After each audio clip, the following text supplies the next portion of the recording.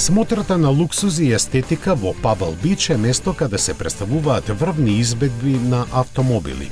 Токму ова место беше одбрано за лансирање на најновиот модел од Мулуз, кој воедно ќе биде последниот со W16 мотор со 4 турбополначи, кој беше еден од најмокните во светот и заштитен знак на Бугати. Bugatti Mistral Roadster ја користи основата на Chiron и има дизајнерски елементи инспирирани од минатото на компанијата. Тоа е првиот модел на компанијата од доаѓањето на Мате Римац на нејзино чело и последниот што нема електрична поддршка. Името дадено според морскиот ветер е веќе користено во автомобилскиот свет за перформансни изведби, но ова е најсилната досега. Со 1577 конски сили, мотниот родстер е се она што љубителите на отворени автомобили може да посакаат, а тоа што нема покрив само иде во прилог на ветерот во косата и добро слушање на звукот на колосалниот W16. Тој има 8 литрена зафатнина и со помош на 4 турбополначи ја произведува монструозната сила. Ова е последна еволуција на бензинецот претходно ангажиран во Chiron Super Sport 300+, со кого официјално достигна 400,484 км на час. Во Roadster каросеријата поради намалената аеродинамика, агрегатот постигнува послаби крајни вредности, но целта е јасна – на купувачите да им се понуди најбрзиот отворен модел на планетата. Неговата испорака е закажана од 2024 година, ке се произведува во 99 парчиња и секој од нив чини 5 милиони евра.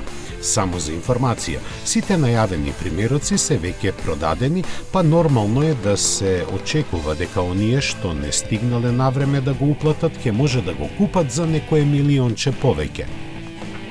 Бугати досега се спротивставуваше на пазарните трендови и нема најавено дека ќе лансира спортско корисно возило, ниту чисто електричен погон во скора иднина. Неодамнешните извештаи покажаа дека компанијата со седиште во Мулуз наскоро би можело да попушти пред трендовите, но нема ништо конкретно во тој поглед. Тоа го потврди никој друг, туку Мате Римац, извршниот директор на Бугати Римац и основач на хрватскиот производител на електрични хиперавтомобили, кој даде куса изјава за германскиот автомобил Вохе на оваа тема.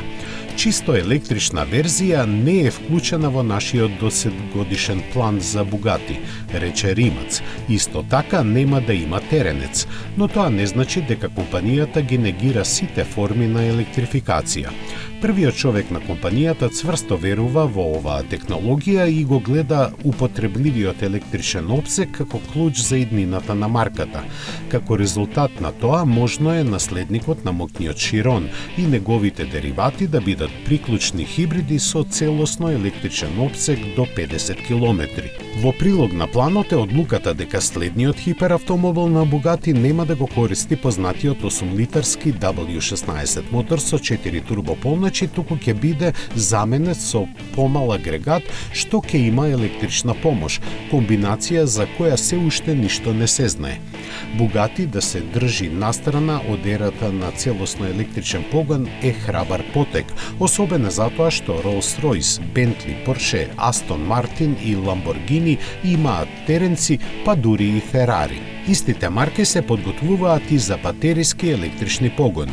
Сепак, Бугати сака да остане тоа што е и да биде надвор од трендовите на индустријата што е можно подолго.